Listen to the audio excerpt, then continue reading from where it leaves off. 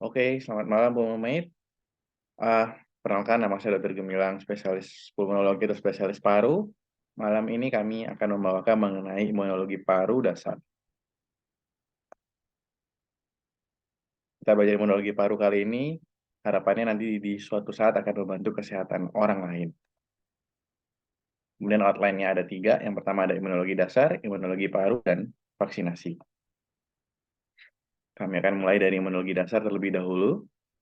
Oke, imunologi dasar itu didasari oleh sistem imun non-spesifik. Sistem imun non-spesifik itu ada beberapa sistem imun dalam tubuh kita. Pertama adalah sistem pertahanan. Di sini yang pertama adalah pertahanan fisik atau mekanik. Itu terdiri dari kulit atau mukosa, kemudian ada batuk, silia, bersin. Kemudian yang B ada pertahanan humoral. Pertahanan humoral ini ada komplement, interferon, dan si reaktif protein. Yang pertama komplement itu bisa menyebabkan efek pada bakteri itu untuk lisis secara spontan, ada efek kemotaktik, ada efek opsonisasi. Kemudian yang kedua ada interferon. Interferon ini merupakan suatu glikoprotein yang akan berespon terhadap virus. Mekanisme kerjanya adalah menginduksi sel sehat sehingga resisten terhadap virus dan mengaktifkan sel natural killer. Kemudian untuk CRP, itu dibuat oleh tubuh pada waktu infeksi. Mekanisme kerjanya adalah dengan bantuan dari ion kalsium untuk mengikat molekul kuman dan jamur. CRP ini juga akan mengaktifkan komplement yang akan menyebabkan peningkatan dari kemotaksis. Kemudian pertahanan biokimia, itu ada asam lambung, lisosim, lactoferrin, dan asam uraminik. Ada pertahanan seluler dari fagosit dan sel natural killer. Sel natural killer ini berfungsi dengan cara menghancurkan sel terinfeksi virus dan menghancurkan sel-sel yang mengalami proses neoplasma. Lanjut ke sistem imun spesifik. Sistem imun spesifik ini dibagi menjadi beberapa. Yang pertama ada humoral. Sistem imun spesifik humoral itu berperan ialah sel B yang akan berkembang menjadi sel plasma, di mana sel plasma nanti akan menghasilkan antibodi. Kemudian yang kedua adalah sistem imun spesifik seluler. Sistem imun spesifik seluler ini merupakan fungsi pertahanan karena peran dari sel T. Dia akan bertahan terhadap atau dia akan berusaha untuk melawan bakteri intrasel, virus, jamur, parasit, dan keganasan. Kemudian organ limfoid. Organ limfoid ini ada primer dan sekunder. Organ limfoid primer ini ada timus dan bone marrow atau sumsum tulang. Kalau organ limfoid sekunder itu untuk proliferasi dan diferensiasi dari sel T. Contohnya adalah limfa, tonsil, kelenjar limfa, appendix, dan Peyer's patch. Ini merupakan sistem imun dari tubuh manusia, di mana ini yang disebut dengan hematopoiesis di tubuh manusia secara normal. Baik, ada dibagi menjadi 2, ada sel innate. Nanti akan kami zoom. Kemudian ada juga sel adaptif. Baik, ini lebih detail lagi, di mana stem cell itu akan menghasilkan sel stem limfoid dan sel myeloid progenitor. Sel stem limfoid ini akan berkembang menjadi sel B, sel T, dan natural killer cell. Untuk myeloid progenitor itu akan berkembang menjadi sel-sel yang memiliki granulosit di dalam selnya, seperti neutrofil, eosinofil, basofil, dan sel mas.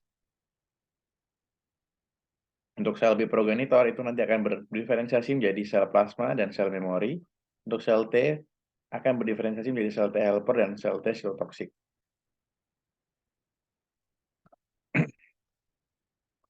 Nah, ini merupakan perbedaan antara sel respon imun sel innate dan respon imun sel adaptif. Untuk sel innate yang dimaksud di sini adalah respon yang segera. Dia terinisiasi dalam waktu detik dan dia akan mentarget beberapa grup patogen dan tapi tidak memiliki memori. Sedangkan sel adaptif itu efeknya gradual, jadi perlahan akan meningkat hingga 3-4 hari. Dan dia memiliki efek ke target spesifik patogen. Dalam hal ini sel adaptif memiliki memori. Berikut sel imun innate itu terdiri dari sel mas, sel dendritik, sel makrofag, natural killer cell, kemudian ada komplement protein, neutrofil, eosinofil, dan basofil. Untuk sel imun adaptif itu ada sel T dan sel B yang nanti di mana sel B akan menghasilkan antibodi dan sel T akan berdiferensiasi menjadi sel T CD4 dan sel T CD8 yang menjembatani antara immunity innate dan adaptif ialah gamma delta T cell dan autologous killer cell. Baik, kita lanjut. Nah, ini tadi seperti yang kami bilang, di mana sel imun innate itu akan memiliki efek dalam waktu hitungan detik hingga jam. Sedangkan sel imun adaptif itu memiliki efek 3-4 hari ke depan dan bersifat gradual dan memiliki memori. Artinya nanti di kemudian hari dia akan mengingat jenis patogen yang pernah masuk ke tubuh seseorang. Baik. Nah, ini adalah sel innate, di mana nanti sel-sel ini akan menyebabkan suatu proses fagositosis, kemudian terjadi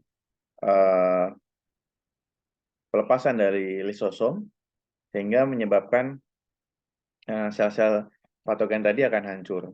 Dan setelah itu akan terjadi pelepasan dari produk-produk patogen. Hal inilah yang disebut dengan stres oksidatif ROS atau species oxidative release. Kemudian untuk stres oksidatif ROS itu akan menyebabkan inflamasi yang terdiri dari rubor, tumor, kalor, doro, dan fungsi lesa. Microbial product tadi yang lepas akan menyebabkan peningkatan dari interleukin 6, TNF-alpha, interleukin 1 beta, dan ada interleukin 12, di mana interleukin 6 ini akan meningkatkan kondisi pasien menjadi demam, kemudian kalau TNF-alpha akan memberikan efek seperti peningkatan dari zat-zat metabolik seperti laktat, kemudian pasien bisa demam dan bisa jatuh ke dalam kondisi shock. Interleukin 1 beta memiliki efek feedback positif terhadap produksi interleukin 6. Nah, untuk sistem imun innate itu terdiri dari dendritic cell, neutrophil, yang ini, sel imun adaptif itu terdiri dari sel B dan sel T. Baik, ini kami persingkat saja untuk diferensiasi T cell. Itu nanti ada yang menjadi CD8 dan CD4. Di mana CD4 ini perannya lebih banyak untuk melepaskan sitokin-sitokin seperti TNF-alpha, interferon gamma, interleukin 10, TGF-beta yang berperan dalam proses inflamasi.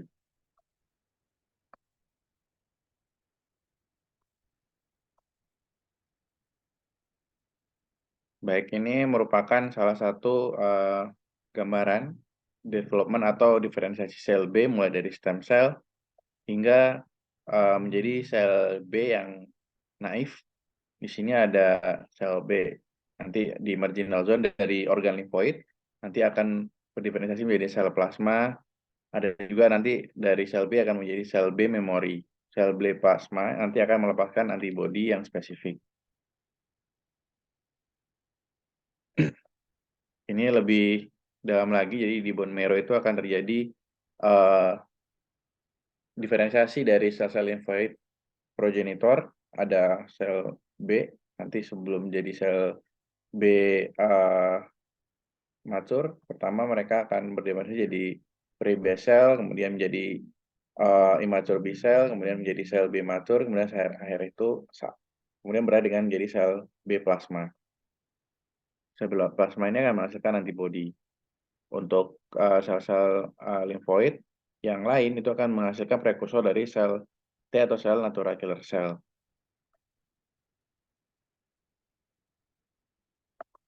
Baik, ini adalah fungsi dari diferensiasi setiap masing-masing dari sel T itu. Yang paling sering itu ada dua, yaitu sel T sitotoksik dari CD8 dan sel T helper dari CD4 atau bersifat inducer. Di mana fungsi dari sel T sitotoksik sendiri ialah bersifat untuk membunuh sel yang terinfeksi atau sel yang bersifat neoplasma. Sedangkan yang CD4 itu biasanya dia untuk menginduksi atau meningkatkan respon dari sel B, sel T, dan makrofag, dan meningkatkan sekresi dari interleukinnya. Kemudian perlu kami jelaskan kembali CD yang tadi disebutin itu adalah cluster of differentiation atau determinan klasifikasi. Itu merupakan suatu protokol dalam identifikasi dan investigasi molekul permukaan, di mana sel yang dapat dikenal atas dasar molekul yang ada di permukaannya itu. Kemudian molekul dari cluster of differentiation ini bersifat sebagai reseptor atau ligan sebagai adhesi sel. Cluster differentiation sendiri itu jenisnya banyak, lebih dari 300 molekul. Ini kami ada subsetnya, jadi sel T CD4 itu merupakan sel T helper, sel T CD4 yang CD8 itu merupakan sel T cytotoxic. Ada lagi sel T yang lain namanya sel Treg atau T-regulated. Itu fungsinya untuk menekan fungsi sel T lain. Dia mempertahankan kondisi self-tolerance atau dia bersifat meregulasi respon imun agar terjadi suatu homeostasis.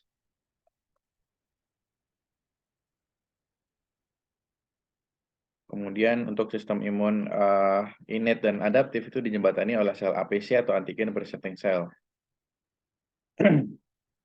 Biasanya yang berperan dalam proses transisi ini adalah sel dendritik. Nah, sel APC ini akan berikatan dengan MHC kelas 1 untuk menimbulkan suatu proses peralihan dari sistem imun yang innate ke adaptif. Nah, kemudian perlu dipahami juga istilah-istilah dasar seperti naif, itu merupakan polos atau baru saja matur, belum aktif. Kemudian untuk activated itu bertemu dengan APC cell yang mempresentasikan antigen melalui MHC. Kemudian efektor itu merupakan sesuai perannya. Jadi sudah matur, sudah bertemu dengan APC, lalu memberikan efek seperti apa, sesuai dengan diferensiasinya. Kemudian kita juga perlu mengenal antigen itu apa sih. Antigen itu terdiri dari epitop, di mana epitop itu merupakan bagian antigen yang menginduksi pembentukan antibodi dan akan berikatan dengan paratop dari antibodi. Hapten itu merupakan determinan antigen yang harus berikatan dengan karier protein yang lebih besar dari molekul antigen tersebut dan akan menginduksi terbentuknya antibodi. Ini merupakan contoh gambaran antigen memiliki bagian dari epitop dan antibodi memiliki bagian dari paratop sehingga akan berikatan dan memberikan efek yang diinginkan. Ini adalah hapten. Tanpa adanya molekul karier itu tidak akan memberikan respon imun yang diinginkan. Jadi dibutuhkan molekul karier biasanya protein. Ini lebih kompleks lagi. Jadi antigen presenting cell mempresentasikan ke sel T akan teraktivasi menjadi CD4. CD4 ini akan berikatan lagi dengan sel B yang sudah ada.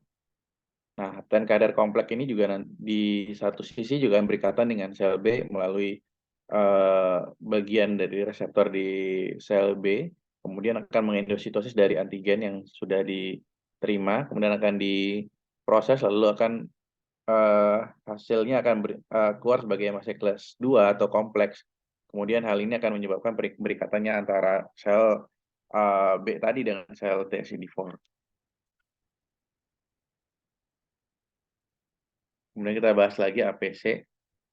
Jadi MHC itu merupakan sejumlah gen yang menjadi protein permukaan sel yang mengontrol imunitas spesifik dibagi menjadi dua macam, ada MHC kelas 1 dan MHC kelas 2. MHC 1 pada semua sel yang memiliki nukleus kecuali red blood cell, dia akan mempresentasikan protein endogen dari antigen. Kemudian MHC kelas 1 ini biasanya akan mempresentasikan dirinya ke sel T sitotoksik atau T CD8. Kemudian untuk MHC kelas 2 itu pada sel B, sel yang monosit dan makrofag, dan akan dipresentasikan ke sel T helper atau CD4. Ini gambaran ilustrasinya.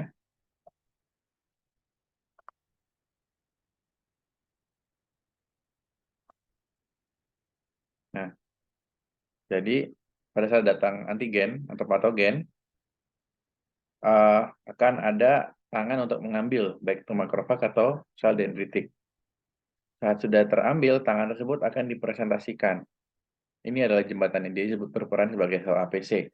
Akan berikatan dengan sel T.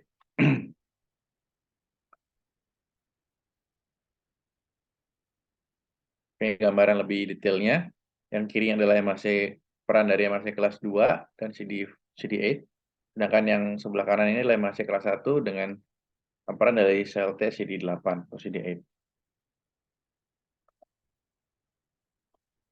Oke, oh, kita mundur sedikit. Jadi di sini untuk yang masih kelas 1, itu antigen yang masuk ke dalam intrasel, itu antigennya akan diproses dan peptidanya akan dihancurkan oleh uh, enzim yang disebut dengan proteosom. Kemudian akan masuk ke dalam nukleus sel, kemudian akan diterima dalam bentuk peptide binding dari MHC kelas 1. MHC kelas 1 ini akan keluar dari bentuk vesikel yang akan berikatan dengan sel T CD8 lalu menimbulkan respon imun yang diinginkan. Kemudian kalau yang masih kelas 2 itu berasal dari antigen ekstraseluler lalu mengalami fagolysosom, kemudian terjadi proses degradasi. Selanjutnya proses degradasi tersebut akan dibawa oleh MHC kelas 2 dalam bentuk vesikal juga lalu akan berkaitan dengan sel T CD4 dengan respon imun yang diharapkan. Ini kita ulang kembali, sel APC akan menyebabkan perubahan dari innate ke adaptif dengan peran dari sel dendritik.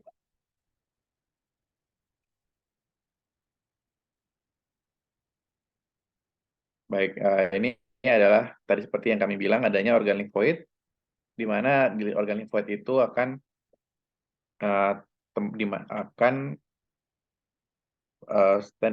posisi standby dari sel T dan sel B.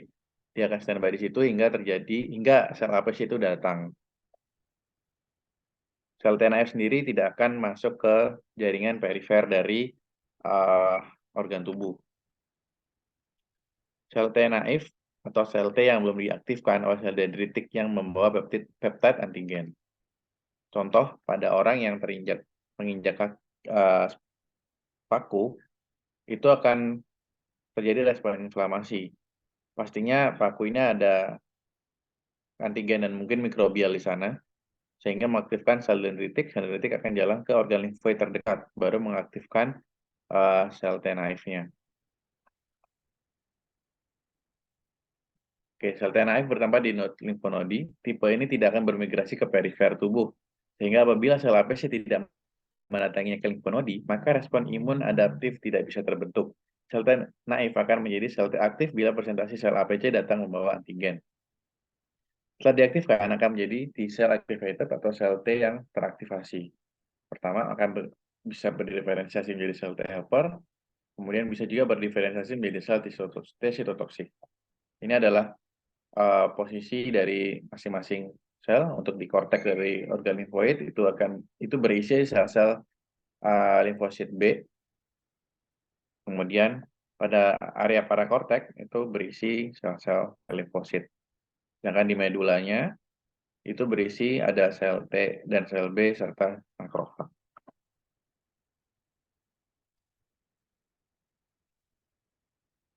Oke, perubahan kelenjar timus terkait dengan immunosenescence atau aging atau penuaan. Jadi bone marrow, kemudian timus itu akan menghasilkan sel T.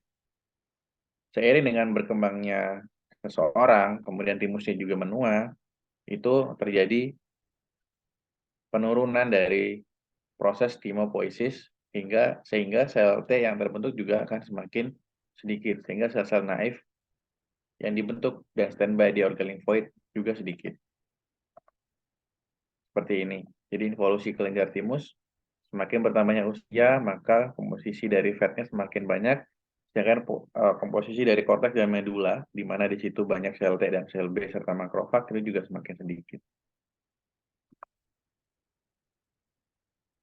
Ini dari sistem organ yang primary, tadi ada di bone marrow dan di timus. Bone marrow dan timus ya. Sisanya merupakan organ limfoid sekunder. Kemudian kita lanjut ke hubungan antara sel B dan sel T helper 2. Itu keduanya dihubungkan, atau maksudnya dia berkoneksi atau saling berkomunikasi melalui MHC kelas 2.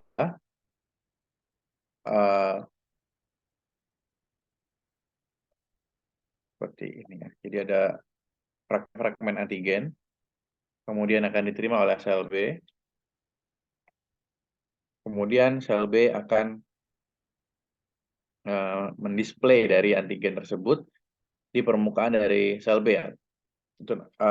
Dia muncul sebagai tonjolan yang disebut dengan HLA atau Human Leukocyte Antigen Class 2.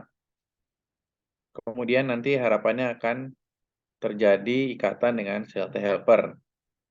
Keadaan ini akan menyebabkan terjadinya pelepasan dari sitokin, dan ini juga akan meningkatkan perubahan dari sel B menjadi sel plasma sehingga barulah timbul antibodi. Jadi sel B menjadi sel plasma hingga melakukan antibodi itu bukan berdiferensiasi langsung menjadi sel plasma dan antibodi. Jadi harus dibantu melalui sel T helper ini untuk istilahnya sebagai indusernya, jadi menginduksinya melalui bantuan dari sel T helper 2. Bagaimana caranya? Melalui fragmen TCR dan hemasya kelas 2 peptide. Sel T sudah mendapat presentasi dari sel APC, dan sel B sudah menangkap patogen dengan reseptornya. Mungkin ini kayak seperti rangkuman dari immunity adaptif. Jadi dari fase naif, itu ada T cell zone, kemudian ada sel B naif juga, kemudian ada antigen yang masuk ke dalam sistem imun kita, atau sistem peredaran darah. Kemudian yang satu akan berkaitan dengan sel B, yang satu akan dipresentasikan juga ke sel T. Kemudian yang sel B itu sendiri akan menjadi dua, ada yang sel B memori, ada yang sebagian yang tetap diam di germinal center. Kemudian yang sel T itu juga ada T helper, yang T helper memori. Kemudian pada saat antigen masuk pada respon sekunder, secondary germinal center respon itu sudah lebih cepat, lebih baik. Seperti dilihat dari grafiknya yang atas dan bawah, itu konsentrasi IgG itu lebih meningkat, lebih cepat dalam waktu kurang dari 1 minggu dibanding dari respon awal atau respon primer pada saat antigen itu pertama kali masuk. Jadi terjadinya pembentukan sel B memori itu sangat penting.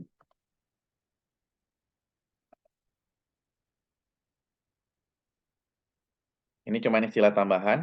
Antibodi itu disekresikan oleh sel B, terdiri dari IgM, IgE, IgG, IgA, dan IgD. Komplement disekresikan oleh makrofag, liver, dan monosit. Dapat diaktifkan melalui jalur klasik atau komplement 4 dan alternate atau komplement 3. Itu komplement berperan sebagai proses kemotaksi dan opsonisasi. Dia meningkatkan juga permeabilitas kapiler. Kemudian dia juga memiliki efek sitolitik atau efek yang merusak sel-sel. Ini secara umum fungsi sitokin pada sistem imun. Pada imunitas non-spesifik, itu akan meningkatkan datangnya makrofag, mengaktifasi makrofag, kemudian akan meningkatkan TNF-alpha, interleukin 1, dan kemokin, sehingga terjadi transudasi neutrofil dari interstisial ke pembuluh darah, dan sebaliknya. Kemudian untuk imunitas spesifik, ini dia akan meningkatkan dari aktivasi makrofag, sekresi antibodi, kemudian yang satu lagi ada diferensiasi dari sel sitotoksik. Kemudian dari efek yang lain itu banyak. Contohnya sel mas itu berperan dalam imunitas humoral dan alergi. Kemudian ada efek imunosupresi dan imunitas seluler. Kemudian efek yang lain adalah peningkatan dari adesi leukosit, kebocoran vaskuler pada pembuluh darah. Ada pada posisi di sistem saraf pusat, itu bisa menyebabkan seseorang mengalami demam dan anoreksia.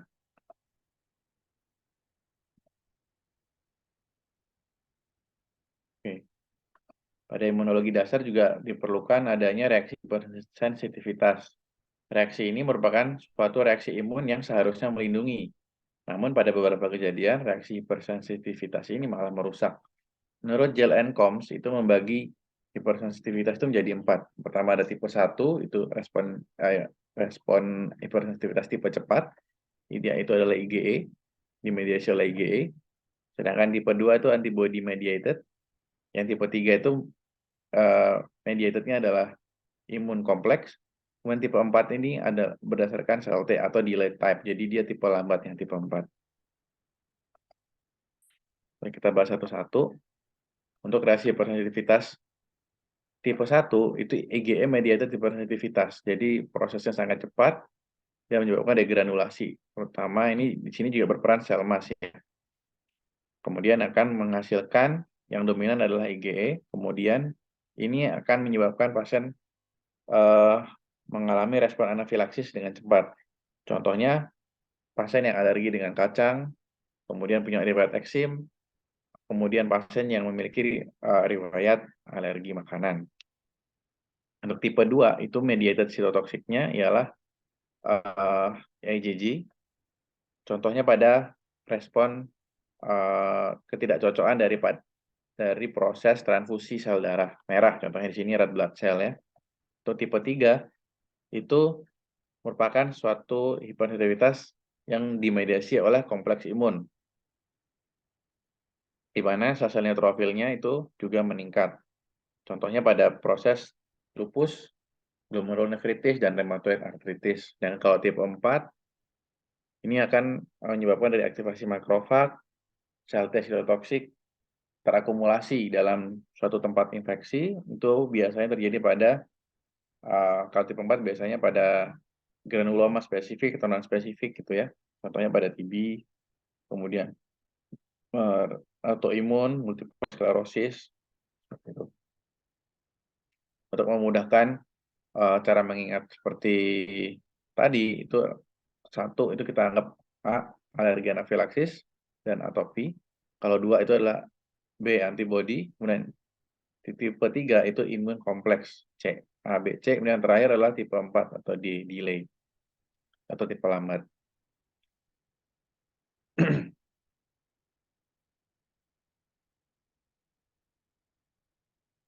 Udah. Ini lebih detail lagi yang tipe 1 itu biasanya pada asma, alergi, anafilaksis, riwayat atopi, bisinosis, dan pneumonitis hipersensitivitas atau AEE. Kemudian kami lanjut, reaksi hipersensitivitas tipe 2. Itu antigen menempel pada permukaan sel kita, lalu antigen tersebut akan direspon oleh antibodi, sehingga terjadi kompleks antigen-antibodi.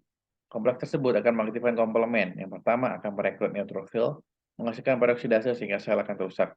Yang kedua, komplemen akan membentuk membran attack kompleks, sehingga sel tidak intak lagi, karena emulsi akan melubangi sel.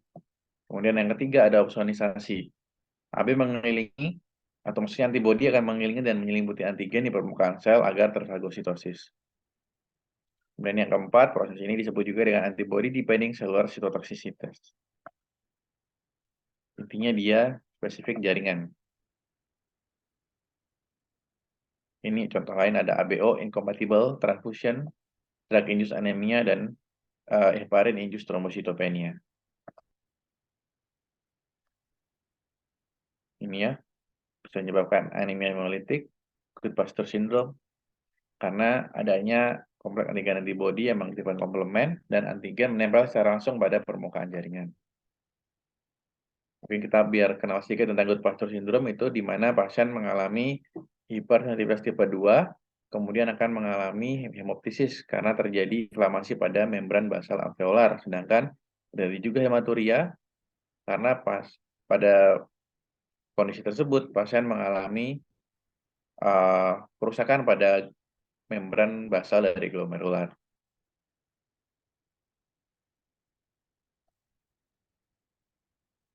Lanjut ke tipe 3, ini merupakan antigen soluble yang direspon oleh antibodi, lalu terbentuk kompleks antigen antibodi. Namun berbeda dengan tipe 2, karena tipe 2 merupakan kompleks antigen antibodi yang menempel pada permukaan sel. Pada tipe 3 ini, kompleks antigen antibodinya ialah floating atau soluble antigen. Kompleks antigen antibodi yang floating atau yang soluble ini akan terdeposit di jaringan, contohnya di dinding pembuluh darah. Kompleks ini akan mengaktifkan komplemen. Namun pada tipe 3 ini, komplemen yang diaktifkan jumlahnya lebih besar dibanding tipe 2 yang relatif lebih sedikit. Contohnya pada glomerulonefritis, lupus, dan rheumatoid arthritis. Nah, lanjut ke tipe 4, disebut juga dengan reaksi hipersensitivitas tipe lambat, atau DTH, delayed hypersensitivity, atau reaksi tuberkulin. Antigennya merupakan jaringan asing, kemudian mikroorganismenya bersifat intraseluler, seperti virus, TB, dan lepra. Kemudian macam-macam reaksi dan reaksinya ialah bisa reaksi tuberkulin, reaksi granulomata, dermatitis kontak, dan reaksi Jones-Smoot, seperti pada reaksi penolakan jaringan dan tungau. Oke, terima kasih. Mungkin sesi imunologi dasar pada imunologi paru sampai sini dulu. Mungkin next pada part 2 kita akan masuk ke bagian dari imunologi paru. Imunologi paru nanti ada overview mengenai pneumonia sepsis, ALI, acute lung injury, ARDS, ALD, asma, PPOK, kemudian ada juga mengenai TB paru, IGRA, nanti vaksin akan dibahas di belakang, lung tumor, immunosenescence, dan mungkin COVID-19 akan kami bahas juga. Oke, selamat malam, Pulmomate. Semoga sehat selalu. Sampai jumpa.